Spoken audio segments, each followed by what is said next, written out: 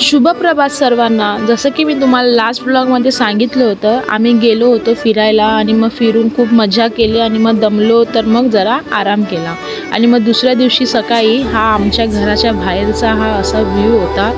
तुम्हाला कसं वाटलं हे मला नक्की सांगा। मॉर्निंगचा हा व्ह्यू होता तो मला खूप आवडायचा नेहमी। मग गणपती येणार होते पण आमचं डेकोरेशन का झालं नव्हतं, मग आम्ही त्याची तयारी चालू केली।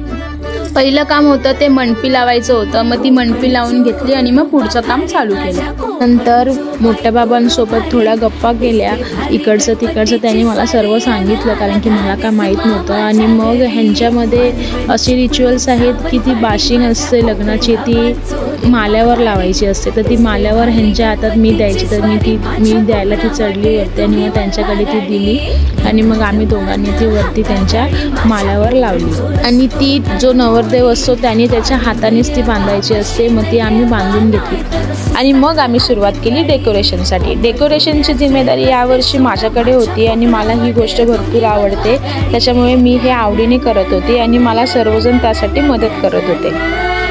थोडं डेकोरेशन केलं आणि मग हरतालिकेचा उपवास होता या दिवशी, तर मग हरतालिकेची पण तयारी करायची होती।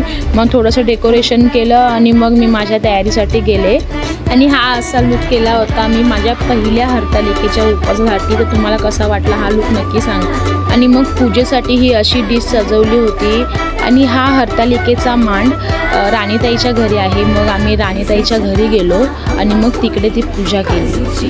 पूजेचा पहिला मान हा नवीन नवरींचा होता, तर मी एक नवीन होते आणि एक ती पल्लूताई होती, त्यांचं पण एक पहिलंच वर्ष होतं। तर मग आम्ही दोघींनी पूजा केली पहिले आणि मग आमच्या नंतर ज्या जुन्या होत्या त्यांनी ती पूजा केली आणि त्याच्या मम्मीने आणि त्यांच्या काकीने माझी ओटी भरली आणि मग ती माझ्या मम्मीकडे दिली। मग थोडीशी नौटंकीसुद्धा केली। मग ते महाराज होते ज्यांनी पूजा केली होती त्यांचा आम्ही आशीर्वाद घेतला आणि मग सर्व मोठ्यांचा पण आशीर्वाद घेतला। तर ह्यांच्यामध्ये असं आहे सर्वांचं असे एकत्र पाया पडतात। मग सर्वांसोबत असे फोटो काढले आणि मग आम्ही निघालो आमच्या घरच्या वाटेत। घरी येऊन मग पुन्हा आम्ही आमचं डेकोरेशन चालू केलं। मी मधलं करत होते तर बाहेर मोठे बाबा पण काम करत होते आणि सर्वजण असे डेकोरेशन वगैरे सर्वांचं काय ना काय चालूच होतं। डेकोरेशनचं आणि यांचं खायचं काम चालू होतं। डेकोरेशन संपवलं आणि मग आम्ही गेलो राणीताईच्या घरी भजनासाठी। भजन मला भरपूर आवडतं म्हणून मला हे पण ह्यांच्यासोबत घेऊन गेले। तुम्हाला पण ह्यांच्या भजनाची थोडीशी झलक दाखवूनच देते।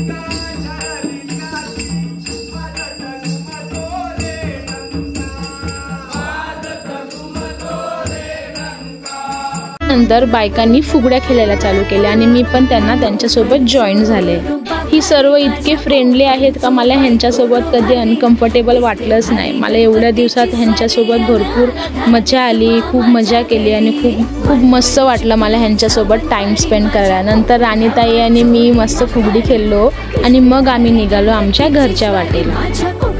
नेक्स्ट डे मॉर्निंग हा आमच्या घराच्या बाहेरचा व्ह्यू आहे आणि हे आमचं घर आहे। तुम्हाला जर आमचं घर आतून बघायचं असेल तर मला कमेंटमध्ये एक मेसेज टाकून ठेवा, मी त्याचा एक अलग ब्लॉग करीन। आणि हा आमच्या घराच्या बाहेरचा व्ह्यू आहे, मस्त आहे ना। ह्यानंतर मग माझी तयारी केली आणि मग माझी तयारी झाल्यानंतर मग रांगोळी काढून घेतली बिकॉज गणपती घरी येणार होते आणि मग रांगोळी काढून घेतल्यानंतर आणि मग आम्ही गणपती आणायला गेलो। And finally the wait is over. आम्ही आमच्या गणपती बाप्पांना घेतलं आणि निघालो आमच्या घरच्या वाटेला। गणपती बाप्पा आणि ज्याची आपण आतुरतेने वर्षभर वाट बघत असतो तो आपल्या घरी येणार याचा आनंद वेगळाच असतो आणि ह्या दिवशी सर्वांच्या चेहऱ्यावरचं तेज आणि मनातला आनंद काही वेगळाच असतो। बोला गणपती बाप्पा मोरया, मंगलमूर्ती मोरया। आणि हे आमच्या घरचं गणपती बाप्पासाठी डेकोरेशन आम्ही केलेलं, तुम्हाला कसं वाटलं हे मला कमेंटमध्ये नक्की सांगा। जसं मी तुम्हाला लास्ट ब्लॉगमध्ये सांगितलं होतं हे नारळ आमच्या पूर्वजांचे आहेत, मग त्यांची आधी पूजा करून घेतली। त्यानंतर मग बाप्पांचं पूजन करून घेतलं आणि बाप्पांचं पूजन करून घेतल्यानंतर त्यांचा आशीर्वाद घेतला आणि मग हे यांच्या मोठ्या काकी आहेत त्यांना हळदी कुंकू लावून त्यांचा आशीर्वाद घेतला आणि हे आजी आणि हे आजोबा त्यांचा आशीर्वाद घेतला आम्ही।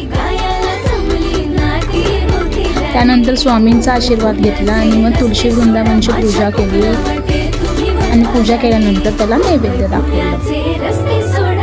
त्यानंतर मम्मीने गणपतीची तली भरून घेतली आणि तली भरून झाल्यानंतर मोठे बाबा मला ते घेऊन गेले दाखवायला की हे बघ हे असं पूर्वजांना आपण असा घास घालतो दाखवायला। आणि ते झाल्यानंतर मग आम्ही सर्वांनी मिळून आरती केली। त्यानंतर मग आम्ही हौजी खेळायला बसलो। आजच्यासाठी एवढंच। आता याच्या पुढच्या ब्लॉगमध्ये मी तुम्हाला दाखवेन आम्ही जागरणासाठी कुठे कुठे गेलो आणि केवढी मजा केली। Till then bye bye, take care.